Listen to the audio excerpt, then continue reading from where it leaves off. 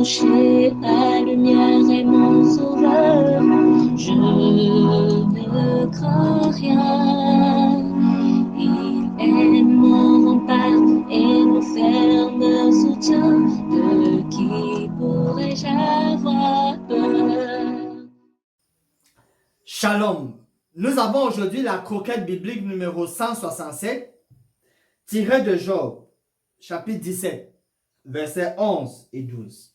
Il est écrit: Quoi?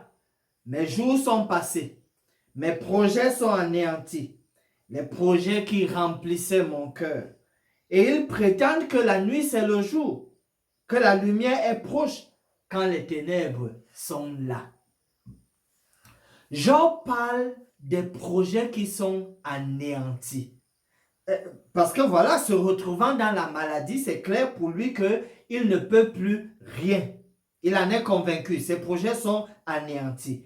Et pendant ce temps, ses amis qui semblent lui parler d'une restauration, bien sûr conditionnelle, l'amènent à vouloir adhérer à ce qu'eux ils disent.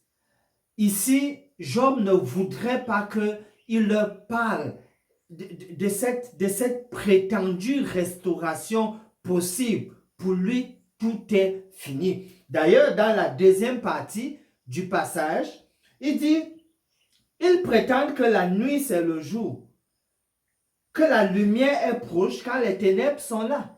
La lumière renvoie ici au bonheur. La lumière renvoie à tout ce qu'il y avait de bien dans sa vie.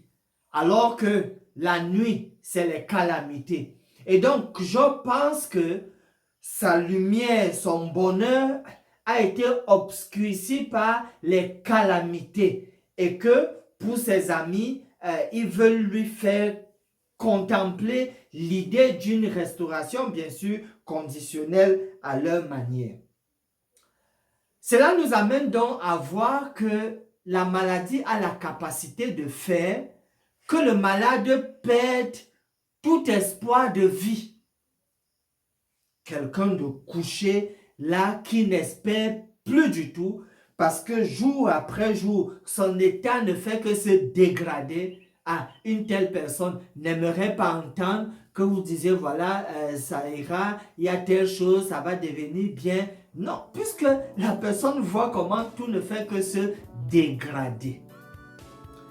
Si ce serait votre cas, pour un ou plusieurs aspects de votre vie, je vous invite par rapport à cette promesse dans Ésaïe 45, versets 22 à 25.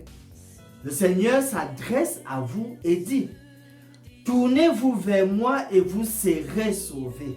Oui, même si vous ne croyez pas à la restauration, au moins croyez en Dieu et à sa promesse que si vous vous tournez vers lui, ça peut faire une différence. Il dit: vous tous qui êtes aux extrémités de la terre, car je suis Dieu et il n'y en a point d'autre. Si vous avez cette conviction, ça doit être une motivation de savoir que au moins je suis sûr, il n'y a aucun autre Dieu que Yahweh, mon Créateur. Il continue: je le jure par moi-même, la vérité sort de ma bouche et ma parole ne sera point révoquée. On le sait tout au moins, Dieu n'est pas un homme pour mentir. Et donc, si vous vous appuyez sur cette promesse, tenez ferme jusqu'au bout. Parce que, dit-il dans la suite, tout genou fléchira devant moi. Toute langue jurera par moi. À l'Éternel seul me dira-t-on, résident de la justice et de la force. Et vers la fin, il est dit: par l'Éternel seront justifiés et glorifiés tous les descendants d'Israël. Oui, c'est Dieu qui se charge d'être votre justification. C'est lui qui vous glorifiera. Vous ne perdez rien à vous attendre à lui par la foi. Finissons par ce mot de prière. Daigne Seigneur recevoir la prière de tous ceux qui vont réclamer ta précieuse promesse dans leur expérience avec toi. Et qu'en méditant sur tes paroles saintes, lorsque vient la nuit, que tu leur accordes un sommeil doux. Au nom de Jésus, nous prions. Amen. Amen.